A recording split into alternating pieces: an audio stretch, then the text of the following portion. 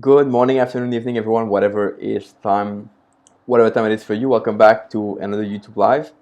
Comment below in the chat if you're watching me live. I would really appreciate. And I will apologize, by the way, for the sound quality because it's not as good as usual. I'm on my kind of small microphone on the headphone because I'm heading to Porto today later, and I kind of packed everything. I still have a lot of stuff to pack around. But yeah, I want to do kind of a Q&A today, and I'll let you guys join in, and we'll get started right away after that.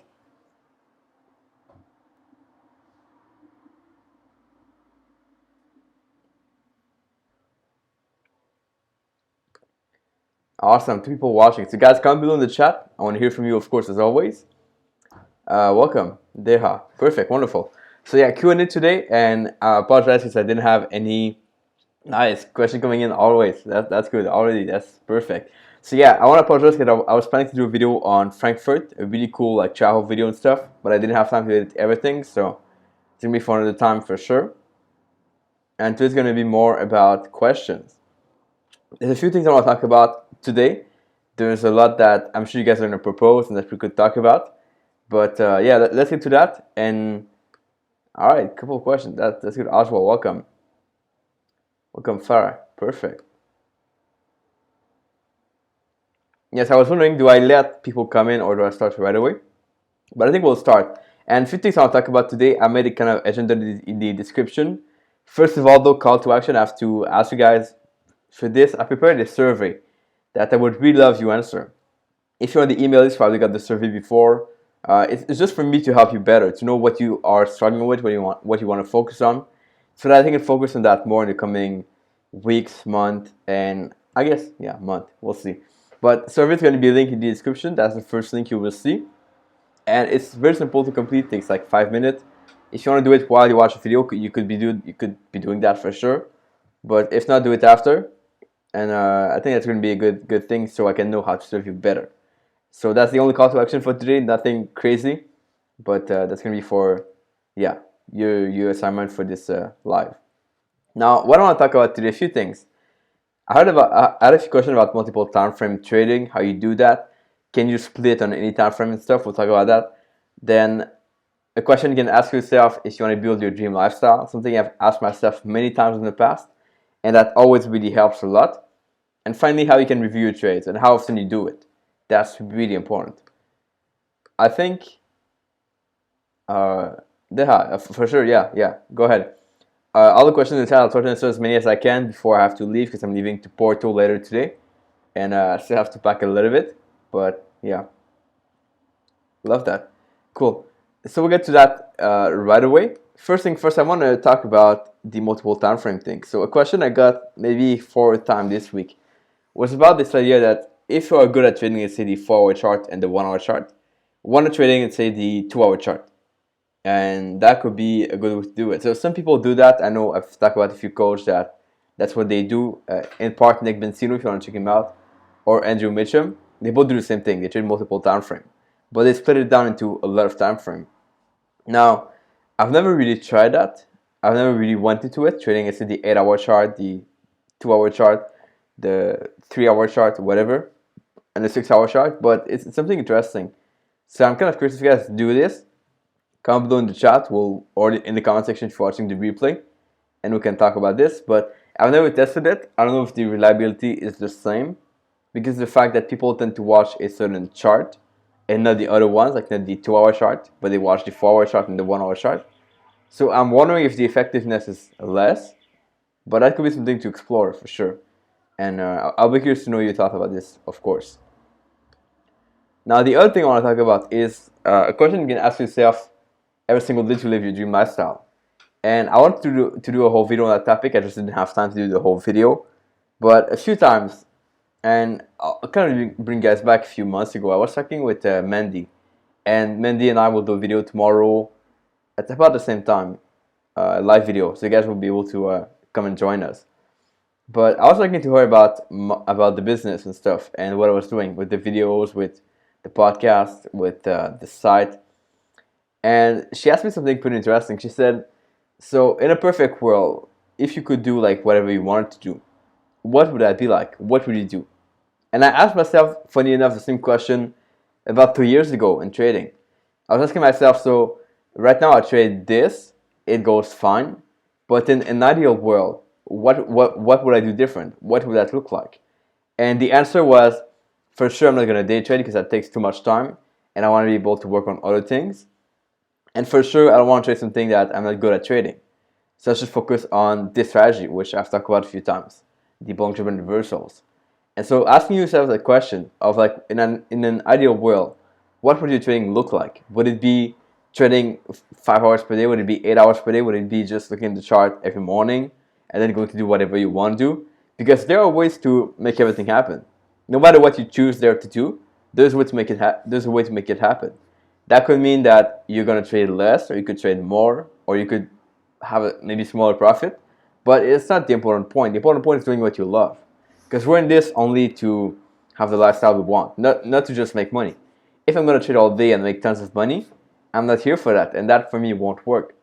So I'd much rather ask myself, what would I have in my ideal lifestyle? What would that look like? And then build on that to make it happen.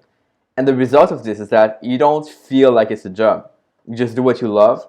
It's what you define as your ideal lifestyle. And if later on that's changed, so if you say yourself first, well, I think trading like 3 hours per day in the morning could be a good, like, ideal lifestyle.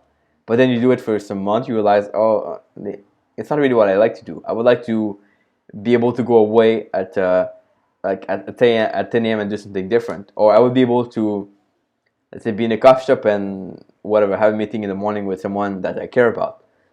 So you can adapt over time. Like, you can change things like this. But it's really important for yourself to ask yourself, what would be the ideal case, so that you can build on that and you can start to follow something that inspires you. If you just run at trading and making money, you get to a point where you don't like what you do, and that's the case for most people. Most people, they want to trade, they want to make money, and then they trade, they make money, but they realize, well, wait a second, I'm like trading all day, 8 hours per day, or I'm trading and I'm sitting all day, or I'm sitting here and I cannot go out, I have to watch the chart, I have to be there every hour to look at the chart, and it's not really fulfilling. So you want to be really, really careful with that. And that's not to discourage you, but to kind of give you a heads up that you have to play something on that. You have to work on that a little bit more. Okay? So I see we have a bunch of questions, which I like. That's perfect. I think I want to get to those first, and we'll cover the review performance. Maybe this could be a question also later on. But I love that. So a lot of questions. That's cool. What is your I think I've seen this 2 times. That's possible? No? Okay. What is your market routine? We talk about this a few times. I do my review every single Saturday, Sunday of the whole market. And then there's not much to do after. It's just you open the chart, you look at all the chart, all the time frame. And I try to do whole analysis every morning. Go through all the chart. I flag what I could trade for the day. And then I just go through that during the day at some point. But there's no like pre-market routine of like researching, analyzing and stuff, because I kind of trade technicals. And since I'm limited to only a few pairs, it's easier to not have to look at everything. It takes a few minutes to review everything. It takes a few minutes to look at the setup in the morning, and then throughout the day, every 4 hours. And that's about it. There's nothing crazy about that. Nice. Well, some weird question, but that's part of it. Awesome. If you trade the 1 hour chart, do you recommend analyze support resistance on the 1 hour, 4 hour chart, or daily? I've seen the most of my success with multiple time frame trading, and that's only for me. So I cannot say for you 100%, but whenever I try to look at support or resistance areas on the same time frame, I would get kind of a lower result. And I would also feel like I had too many lines on the chart. So I would have to put a line here, then oh, there's one like here, oh, there's one here, and price can just go through all these lines at the same time. And then you're wondering like, whoa, what happened? Like, what do we do now? So that's kind of what I was coming across. But I've had more success going only with like a higher time frame, so like a 4 hour chart or a daily chart, if you're gonna trade a 1 hour chart. Usually I recommend one time frame higher, but even that sometimes it varies. Okay, so if it's gonna be too choppy or the zones are not clear on a lower time frame, just go higher, and you increase your chance of having good zones and looking at the bigger picture.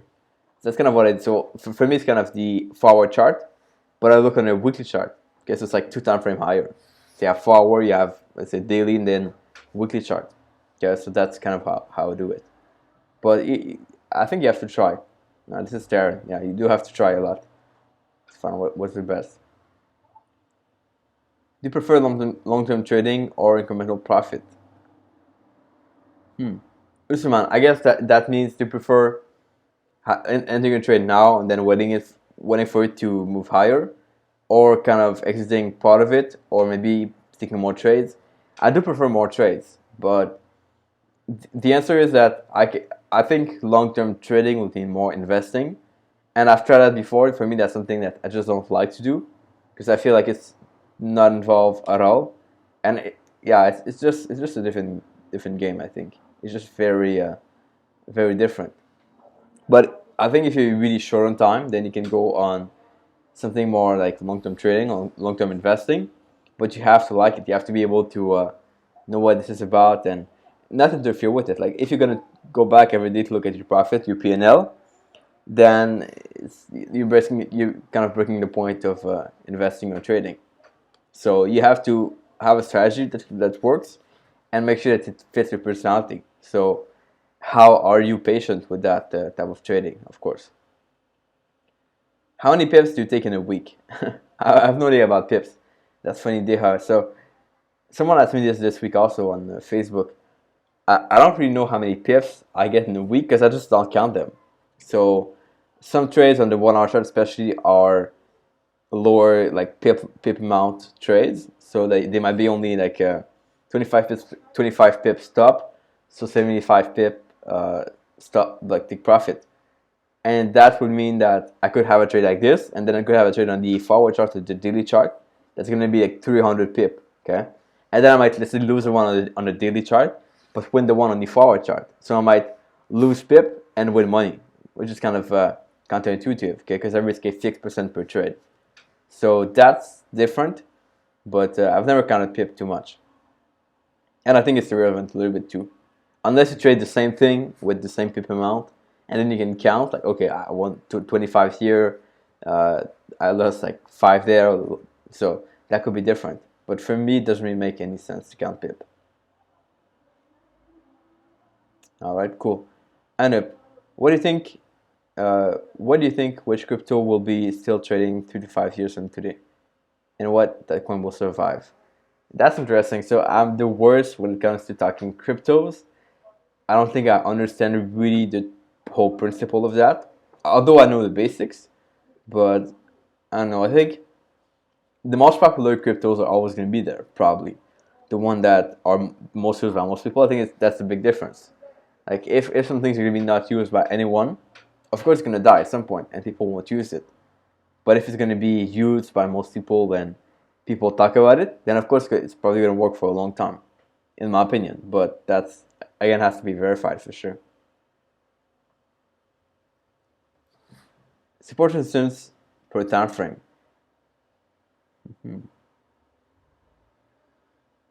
Not sure I understand that, Oswald. Support resistance per time frame. Major support resistance may come from higher time frame. Of course, yeah. You trade daily and which pairs? I tend to trade daily charts.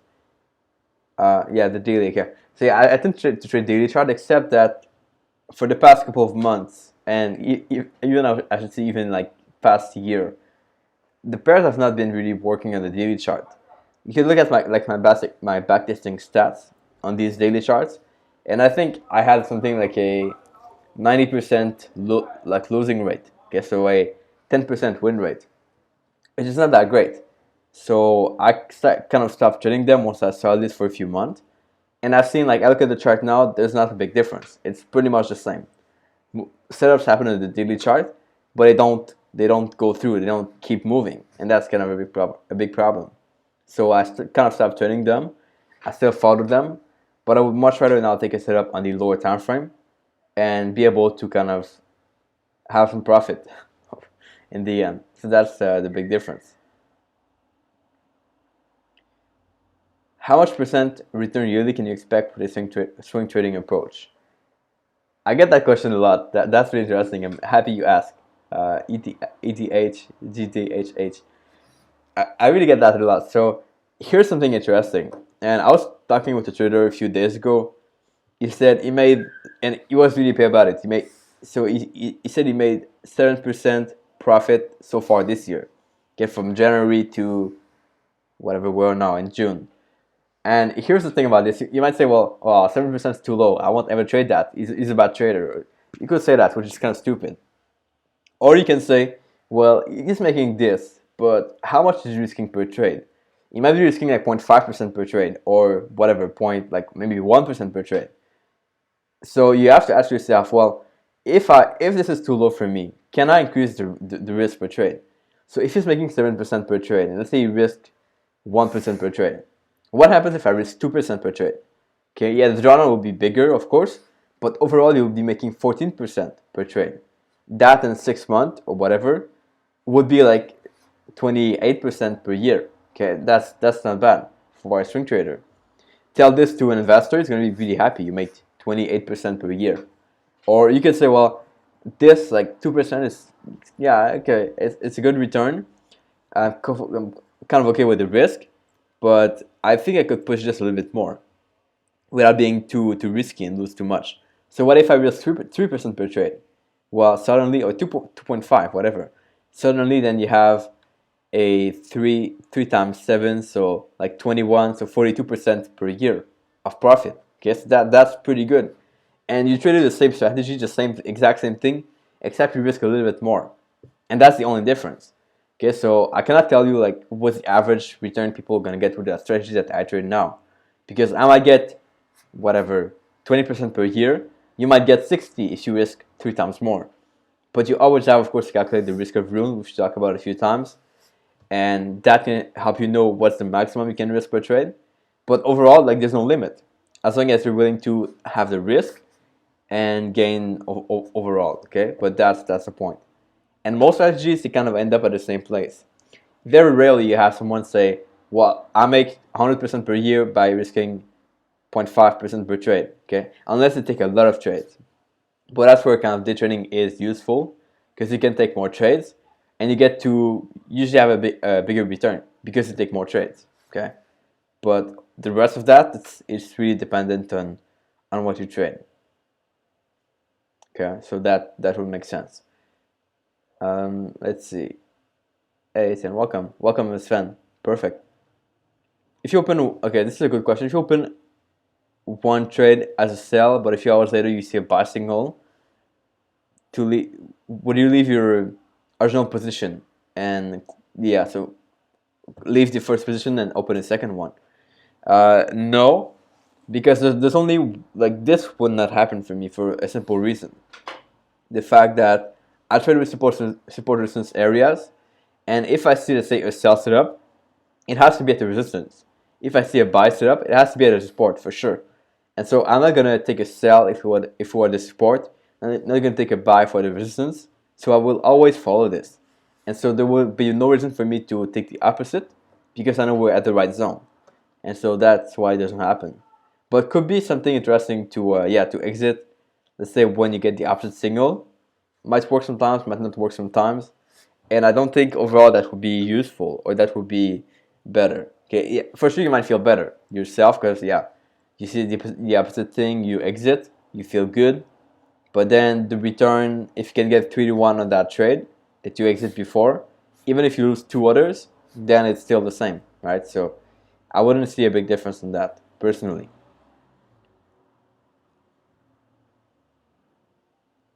Yeah, we talked about this a few times. You struggle with finding a greater purpose in your work as a trader. Yeah, definitely. Being a trader is not fulfilling at all. It's like, I don't know how you can like what you can relate this to, but it's really not fulfilling. It's like,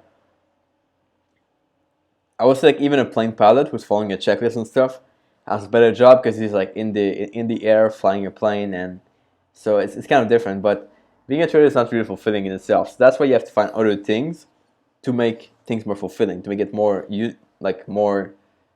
more fulfilling overall. And some traders are really happy with that. That's what they do. But we all have different personalities. All have different ways of seeing things, and you have to find what works for you, of course. Okay, if you don't know what works for you, you have to search and you have to try stuff out.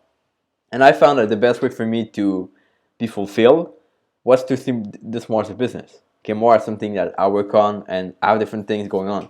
It's not only trading, but also desire to trade, also my videos, which take a lot of time. But having multiple things like this, and ultimately I think the best way to find, what was the question? The best way to find some meaning in what you do is to be in touch with people. Like when you work with people, or when you talk to people, or when you help people, I think you find more meaning this way. That's kind of what I focused on a little bit more. Like for me, even if I have a smaller profit in my trades, because I'm gonna be, say, missing trades or whatever, for me it's kind of worth it, because I need to have this balance between both of having a significance, helping people, doing videos and maybe teaching, whatever, and trading. Okay, so I think if I were to just focus on trading, I might be better of a trader, but I would not be fulfilled, and I would be maybe frustrated after a trading period, or I would be angry because I lose some trades or whatever. So that's kind of the thing here. But you have to find multiple things to do and combine what you love with what you want to do to make money. Okay, or if you find both, then the same thing at the same time, that's perfect. That's good. So yeah, that's the point. But that's kind of tricky to find a little bit in the beginning for sure. And I saw a question here, Oswald. That's funny. Okay, so I read this wrong, but I saw your question first was, what is the point of algo trading? Which is exactly what we talk about. So if you can generate income on the side without having you to worry about it, yeah, it's much easier to work on other things, okay? And to have your business, have your other project you work on, and things that you love the most. Because very rarely we'll fall in love with trading. Like we might in the beginning, we say, well, we trade, we make money, and we're just at the computer for a few hours and making tons of money. Yeah, that's good, but over time, this kind of feeling dies a little bit. Okay? Even though I kind of like going back in the chart on the weekend, going through the pairs, doing my reviews, I really like it. But I wouldn't do only that, right? Because that would be very boring, in my opinion. But yeah. But so the good question was, what is your point on algo trading? I think it's a way of doing things like any other way. Some people are better at that, and we talked about it a few days ago. I was with two traders here in Frankfurt. One trades algos only, and he's really good at it. Like he likes to code, likes to backtest, likes to research ideas. So it's really good to do if you know how to do it. But I think one of the biggest things that I got to understand myself by coding stuff and testing things and researching and talking with people is the fact that if you want to trade algos, don't try to find the ways to trade that are the same as you would trade manually. Like the edge in trading algos is really different than what you would do trading manually. It's not with the Bongsha band, it's not with the tools, the RSI you would use. I think, so that's kind of what I got to understand. It's more going to be with, let's say, price action or things that you wouldn't look at as a manual trader. Okay, and that's, I think, where the value is. Because if you do things the same as manual traders, then everybody's doing the same thing, and there's no point of trying to trade that. If you trade the same thing as everybody else, no one's going to be winning. That's kind of an interesting view on algos, and something I'll explore more in the future for sure. But yes, it's really fun to trade algos if you want to trade that, if you're good at that. Okay. Oh yeah, I want to talk about this. This is interesting. So I had a question earlier, and this is someone, because I saw a question here about books. Someone I recommended the book to a few months ago in a live video. I said, read the book. You want to learn about candlesticks. I said, read the book by Steve Nyson, Japanese candlestick charting, whatever, something similar. So a book on candlestick by Steve Nyson. It's pretty much the only book that's interesting on candlesticks. And I told him to read that book. He read the book, he went through everything. He liked it, he got better as a trader. But then he asked, well, how can I find strategies that I can trade? Like, how can I find entries and exits with that? And here's the thing with that. I think that there's a lot of books that try to do that in the beginning. Or they try to teach you how to enter trades, exit trades. But those books, really quickly, they become outdated. Like, you try the strategies you heard from a book in just a few years ago, and it's probably not going to work today. It's going to be very different. Okay, so you have to be really careful with that. And I think I was trying to think of a way like what book you take. I think the only option in this case is you have to take a course. Okay, because course they can very easily be like changed or updated if things change in the market. And I think some courses are better than books overall because yeah, they stand the test of time. They can be changed. Not all courses, of course, but most of them that are built by reputable people, they are changed often, and that's value. Like if you're not willing to spend whatever $250 to $500 for a course, and you expect to make a million trading, well, like what do you do? Because it's much better to spend a few dollars for a course, learn the right thing, use the right thing, and then you can reach your goal. Right? There's a stage I think where you can read books. There's a stage where you have to take a course. There's also a stage if you want to go higher, where you have to hire a mentor or a coach to help you move forward. Okay, and I've gone through all of this. I started with books, started with audiobooks, and then a course, and then a mentor, and then just making all my life about that topic, trading, meeting traders, talking with traders. And I think that's the only way to do it. If you expect that only books will make all the way to the top, it's very unlikely to happen like this. Okay, but you can have your own opinion on this. That's what I think, and that's what I really believe in for now, from what I've seen, of course, over time. Okay. And there was a question about books. What's the best book on trader psychology? You can type on YouTube the best trading psychology books. I'm pretty sure my video will come up. I had 5 books that I recommend for that, and those are really good. This is for Stevie. So yeah, I did a whole video about that topic a few months ago. Do you use Akanashi? No, not for now. I did some tests on that, and it seems like the tests were pretty much the same as what I do now. Not a big difference is real candlesticks, and so for now I don't use them. But yeah, at this time, of course. Sasan FX. Have you seen the crazy 300 pip drop on Euro? Yeah, of course, I've seen it. Yeah, and this happens, but it's a good thing as well. We at the support level. I said a few times that I had missed a few trades in this pair, and I had one trade I entered. But yeah, it was at the zone, not yet at the zone. Now we're kind of coming back to the zone, which is a great thing. So that's going to be very interesting in the next few days. You focus on just one pair or multiple pairs? I focus on multiple. So I have about 15 pairs or more that I follow. I tend to remove them sometimes, add them sometimes based on how they look and the result I get. But I follow a few, yeah, to swing trade, of course. Question about Tyler. Yeah. By the way, guys, as a second reminder, because I see there's more people watching now, the only call to action for this video today is there's a survey below. First link in the description is a survey I created a few weeks ago. If maybe you got it by email, I sent an email to people on the email list about the survey. But if you want to just fill it takes like 5 minutes. It's for me to serve you better, to help you better with what you need at this moment. And I want to know because that really helps me with the videos, with the podcast and everything. So if you want to fill this, and it's going to be my pleasure to help you the most as I can after that. So that's the only call to action, no promotion here. And I just want to know more about that. Let's see. Question from Tyler. What if someone's backtesting only shows a maximum drawdown of 7 to 8 trades?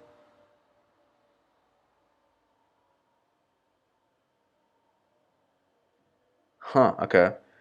So if your backtesting only shows a drawdown of 7 to 8 trades, okay, let's say that will happen. Let's say that was on a 100 trades backtesting. That's fine. Okay, that's totally possible. Now, what if you risk 10 to 15% per trade? Well, if you lose, keep in mind, if you lose 50% of the account, so let's say 5 trades, then you would have to do 100% to come back, right? So it comes down to not losing too much, because the more you lose, the worse you get, and the tougher it is to get back to the original amount. And also keep in mind that, like, yes, you could do this on a small account if you have some money on the side that you can put back in the account, like Nenad Kerkes does. He's really good at that. But in general, Like, what if you lose your whole account after this drawdown? And the other thing the other thing you have to keep in mind is that you should always expect that a bigger drawdown than what you've seen in the backtesting is going to come. So maybe you've seen 7 to 8 trades. You have to expect a whatever 15 trades drawdown. Okay, just to make sure, because we never know what happens. And usually the worst is always to come. That's how the market works. Worst things are happening later, and you have to be prepared for them. Otherwise, you're gonna blow up, and then you cannot trade anymore, right? Which is really bad. So you want to always be cautious and understanding that you have to prepare for way more than you've seen in the past. That's the quick answer. And yes, I guess we would have some really good move, really good winning streaks where let's say you win 100%, but then if you lose 50 of that, then you have to make again 100% to come back, which is really difficult. So I'll be really careful with that. And yeah.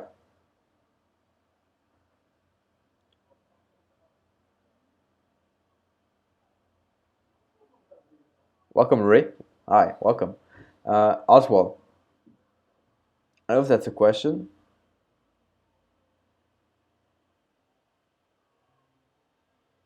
Yeah, okay.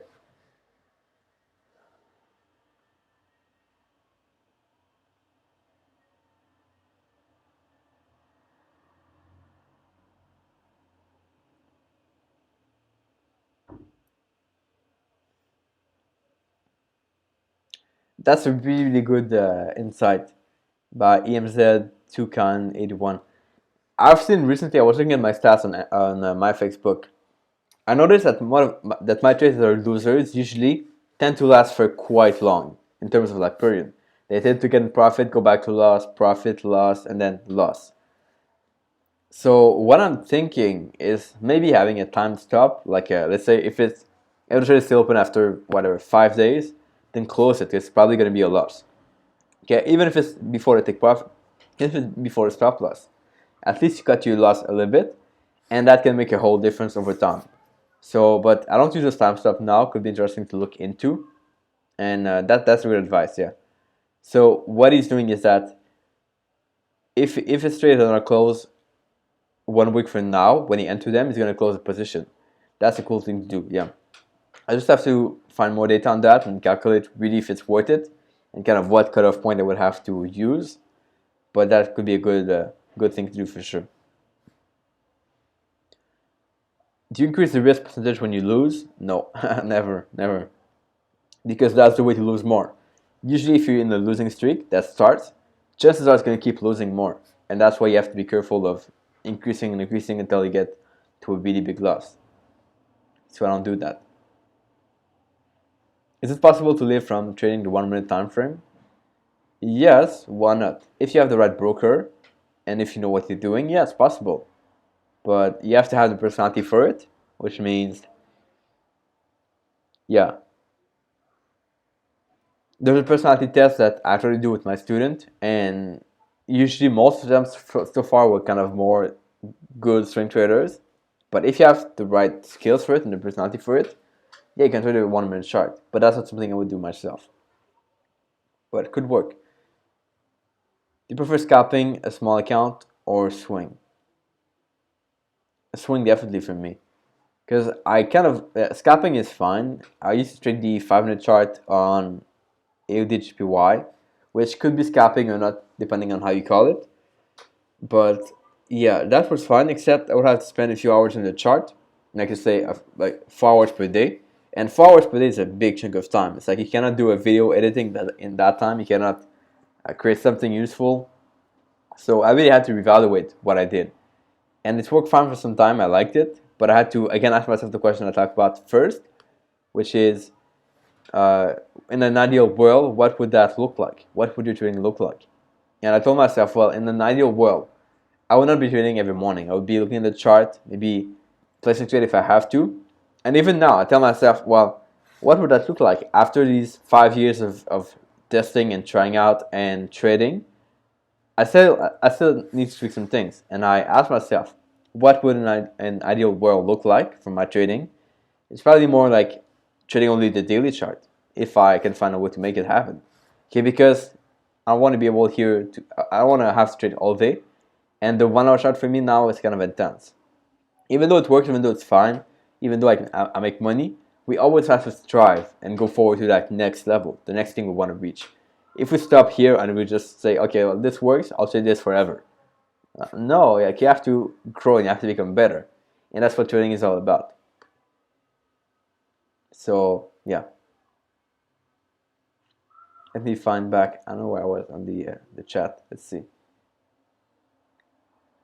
Uh, yes, yeah.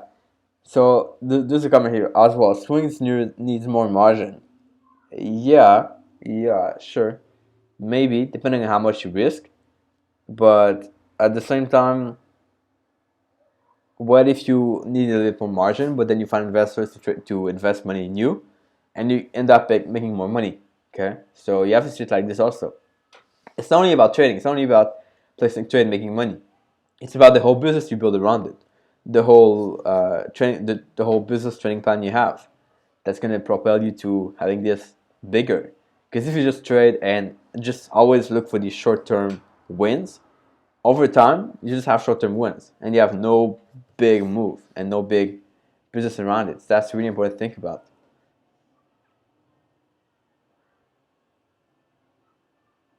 Yeah, right. That's a good point. So he says, I don't think courses are better than books. I think both have are very good, but they fulfill a different way. Yeah, of course. So books are good for one thing, courses are good for something else. And some people cannot read books. Like some people, they really like to watch videos. So don't pick up a book and don't try to read a book if you cannot read a book. If you don't like to read a book, that's gonna be very hard to learn. And yeah, how long is your average drawdown? That's interesting. My average drawdown. So I've had a bunch of drawdown. My kind of the average drawdown, because you always have these big drawdowns and then these small ones. Okay, so my average drawdown might be like whatever, a week and a half, 2 weeks, and they kind of get back on track. But my largest drawdown has been like 2 months. I think 2 months and almost 3 months. But I kind of stopped trading a bit at that point to come back on track. But yeah. So about a week and a half, 2 weeks for the average. It's about like let's say 6 to 8 trades, but the bigger one can be bigger than that for sure. MTI, yeah, in Orlando, yeah.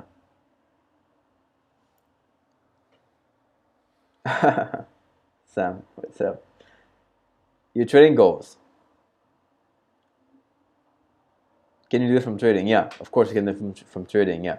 To get back to trading, but again, like I've seen this many times, and I think I'm gonna repeat myself a lot in this video. You can live from trading, but you don't want to live from trading necessarily. That's a hard thing to do. That's something that might not be one fulfilling, too easy to carry, because we talk about these ups and downs in income, in kind of how you feel too. So you can live from trading, but you don't want to live from trading necessarily. You want to have other things on the side, and trading is not how you get wealthy. Overall, it's not how you get wealthy the most, because if you want to get wealthy, as and I'll quote Jeremy Newsom here. We had an interview a few days ago. You can watch it. It's on the channel. He said, in order to become wealthy, you have to be able to create income while you sleep, and that won't happen in trading. Like you have to be there plus the trade. You have to watch the chart. You have to be at your computer, and you have to monitor the trade if you monitor your trades. So the real way to be wealthy is to find something around it. Either you're going to trade for someone else if you are going to be able to do this, but then you reinvest the money you gain into something else, another account, an investment account, properties, a business, and that's how you get wealthy. Okay, so yes, you can make a living from trading, but you don't want to make it happen, in my opinion. Some people must be different, but I've seen myself too much trouble with that for just wanting to make money only with trading. How many positions you open per day? About Depends, about 1.8. So I don't trade every day for sure. There's no setup every day in the market, but I open about 2 to 5 per week. So that's like a zero point 0.8 per day, whatever. Uh, Thank you, Poya. That's perfect. What did you end up doing with the Akinashi? I ended up backtesting a little bit, coming up with the result. I did some script writing. I did some manual backtesting, and it turns out that the manual with the zones was like about the same as what I trade now. So there's no reason to change, to readapt to everything. But when you can trade the same thing that I trade now with the regular candlesticks and still make the same amount of money or the same income. So that's what happened with the Akanashi. And I know, like, I'm sorry for this, but I was not really, I didn't really conclude the whole series of backtesting I've been doing because I feel like it's still ongoing. There's still much to be worked on, and there's still more ideas I want to test. But yeah, that's what happens. And I was talking with Michael Tama a few weeks ago. Michael is a trader I had on the podcast a few times. We talked a few times, and he told me something like, when you backtest, like he's backtested maybe 1,000 different ways for himself, for his strategy, for things that you want to work on, and most of them just won't work. Most of them are going to be crappy at best, and you have to be willing to kind of try out a few options, modify things, and then once in a while you come across something interesting that you test more, and it turns out to work a lot. Okay, that's the principle. So even though you might have a good idea now, it might be a crappy one, and you might have to test and test and test and try it out more, or alter it a little bit more to have something better. And that's the whole goal with backtesting in general. Okay. I think, yeah, there was a question about my goals that I didn't answer really.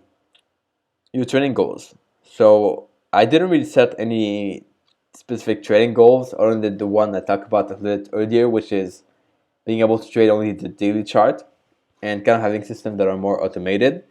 I'm working on that a little bit in the background. I didn't share everything about that, what I'm working on. But basically, I want to be able to trade more in a less involvement way. That's kind of the goal, to distance myself more from trading.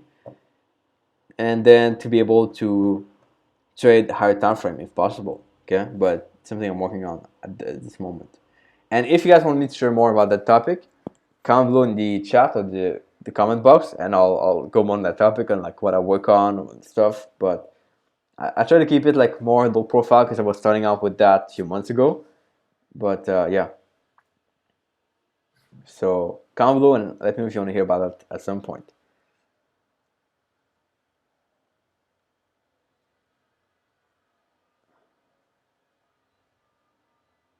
How do you handle, this is funny, how do you handle a loss after a period of consistent gain? Do you have any trouble to closing it out? And the answer is no. I just don't care. I come to a point where, and this has really never been a big problem for me. It used to be for some time, but I've come to a point where my take profits and my stop loss are there. Whatever happens, happens. And I don't think about it. I don't get mad. I don't change my mind. I don't modify things. They're just there. Once the take profit is there, once the stop loss is there, it's over. I cannot modify it. And it stays there for the whole time. So I don't have any problem with like modifying your stop, modifying your take profit or anything. It's always the same. So I don't think about it at all. And that makes it way easier for me to trade and to handle the losses, in my opinion. If you always think, where can I exit now, or what's the best way to deal with this trade once it's open, I think you're going to run in a lot of issues where you wonder what happened and you're not sure what to do, and then you ask yourself, then you search online for advice, and then it won't work. So I've kind of simplified everything now to it's all the same, and it doesn't change at all. Timur, welcome. Perfect. I need your help to answer my question. I do my analysis, forecasting, etc. everything. Enter a trade and suddenly within a few minutes, 5-10 minutes, close my trade.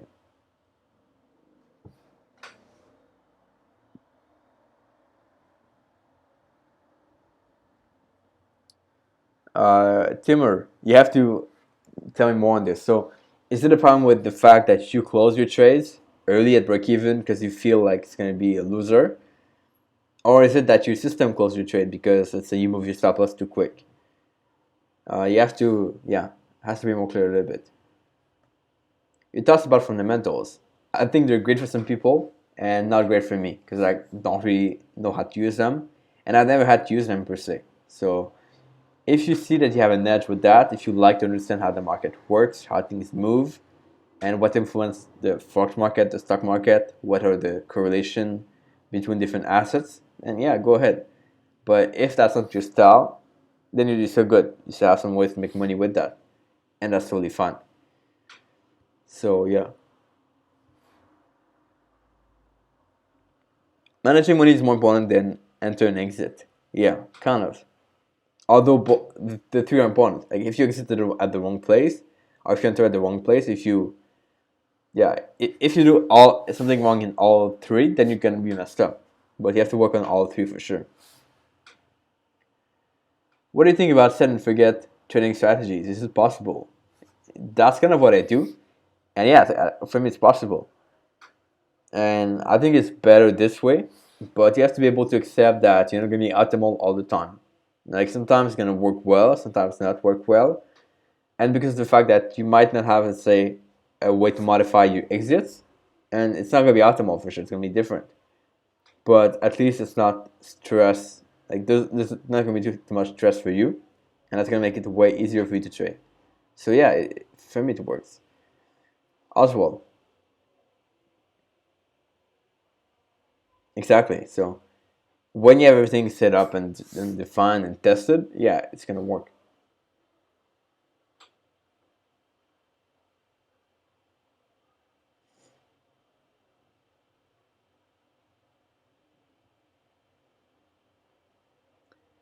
Do you use weak strong analysis to determine which currency pairs are weak strong against each other? Not really, because I only trade technicals, and yeah, I could look at that, but for me, I've never looked into that for sure. So no, not at this point. But the cool thing about this video is that like for me and for you guys, you can get ideas in like what other people do, what they work on, and that's a cool thing. So I've never tried that, but could be interesting to look into. Okay, that's awesome.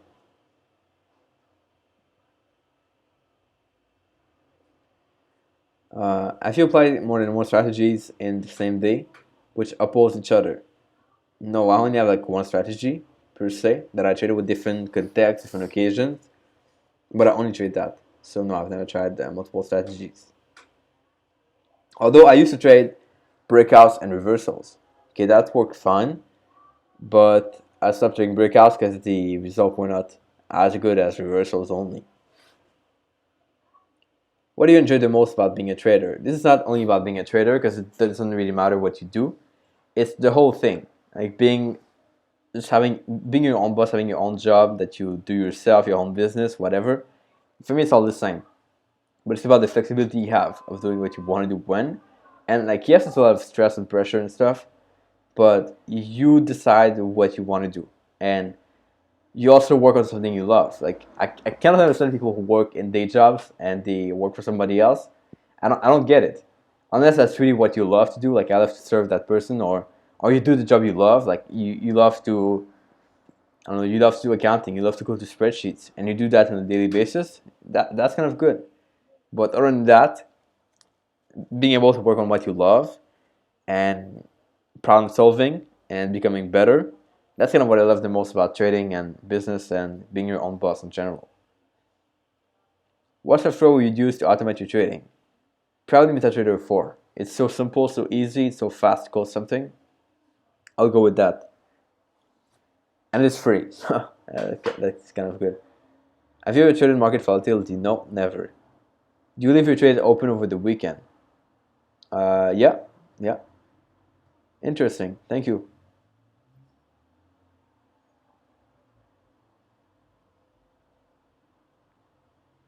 Nice, perfect. So we have some news from Timur. I love it. We'll be able to answer that question properly. Yes. So to get back to this, he was saying about the fact that he often has some analysis, some testing, and everything, some forecasting, and then he enters a trade and closes the trade at break even. Okay, too fast. And that's because you feel like the trade's going to be a loser. And yeah, he wants to so he closes the trade manually. And he finds later that the trade's thing is take profit, so he's missing on profit. Okay. He started cut his position size, still hasn't worked. That's kind of weird. So what would push you to close a trade early? right? If you've done the whole testing, the whole analysis, either you're doubting yourself on what you enter. So let's say you think you are not sure what you enter, if it's right with the strategy or something, and then or the other way is that, yeah, you risk too much per trade. Okay, so what if you risk like, what if you buy like 1 unit of your strategy of whatever currency pair for your strategy, like 1 unit, like 1 unit, it's nothing, okay? And then what if you just do that for, let's say, a few weeks and just see the result? Okay, even if you were to lose all your trades, all your next 100 trades, you'll be losing like $1 overall. Okay, so you want to do that because if you risk too much, or if you just even if it's like a reasonable amount, probably you just want to not be wrong, and you want to be able to like keep going, and you kind of stress with that. But if you risk the smallest amount possible, and you see the result, over time you're gonna say, well, okay, like it's fine. Like I've done the backtesting, it was fun. I was scared a little bit. I went live. I was kind of scared, and I didn't want to trade too much. But then I took 1 unit for every time, and over the past 2 months, it's been fine. I had maximum 8 trades, whatever losing, and I was doing this and that, and it worked great. So now I can increase to, let's say, 0.5% per trade, whatever that's going to be. And then over time you build like this. That's what we call a graduation plan, where you start low and you move over time. Okay, that will pretty much be the only reason. If not, like if not, you didn't work enough on the strategy or something.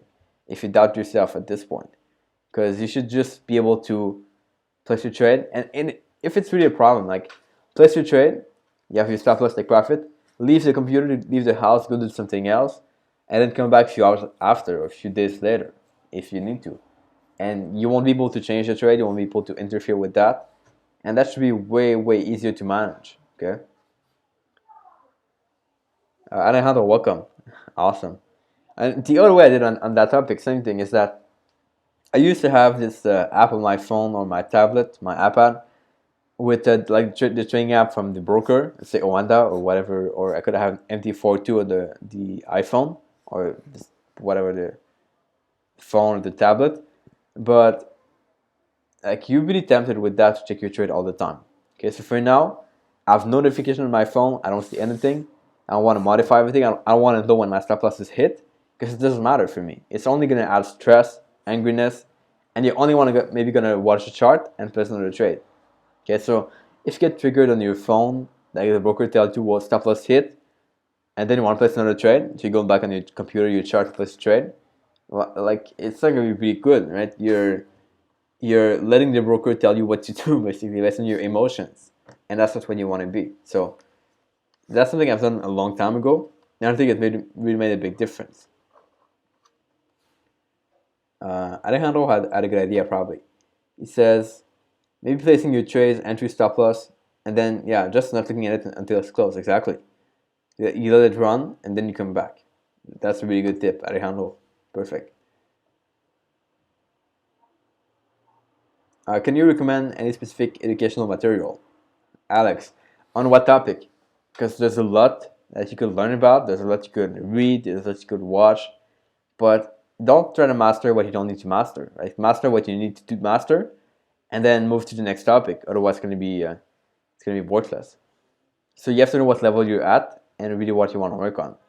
Because it's way too many people who try to master everything.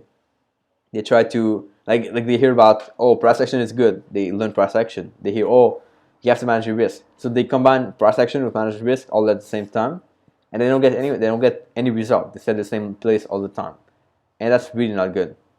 Okay, so look at what you have to work on, learn that, master it, and move to the next topic. Paper demo account, yeah, can be useful, of course.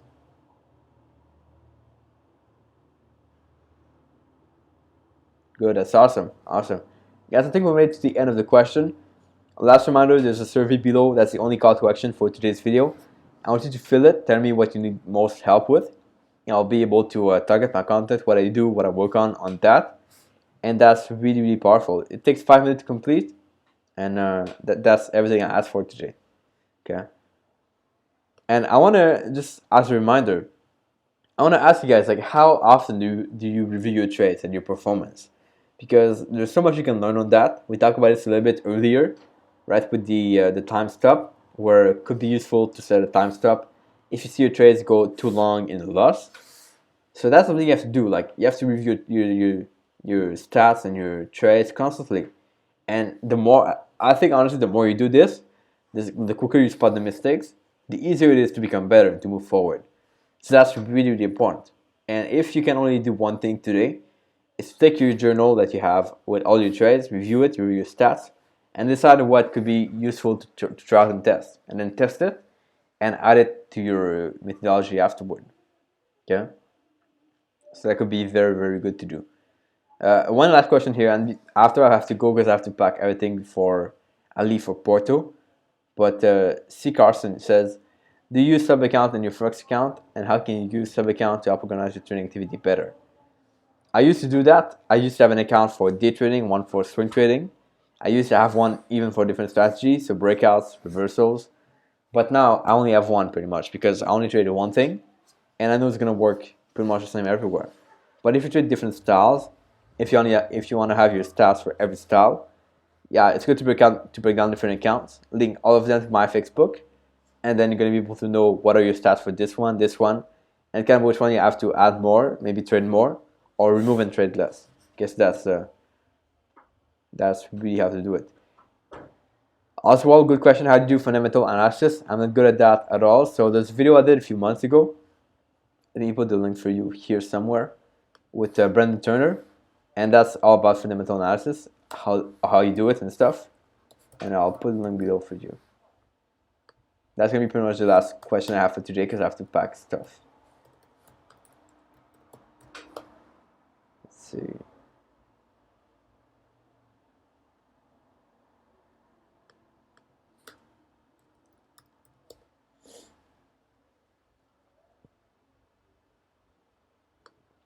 There we go. Copy link.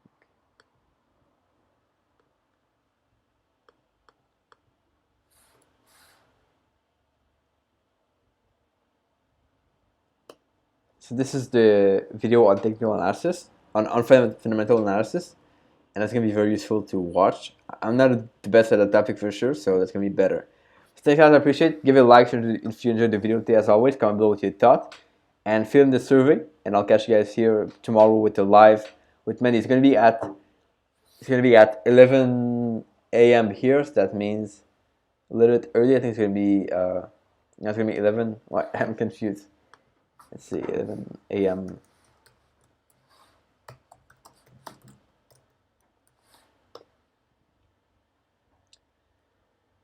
So 6 a.m. in Eastern time, if you want to watch it today. It's gonna be pretty early, but anyway, bring that to your time zone or whatever time you're in, and we'll catch you guys there. You can watch the replay also. This is gonna be available as a replay also, and I'll catch you guys tomorrow. Ciao.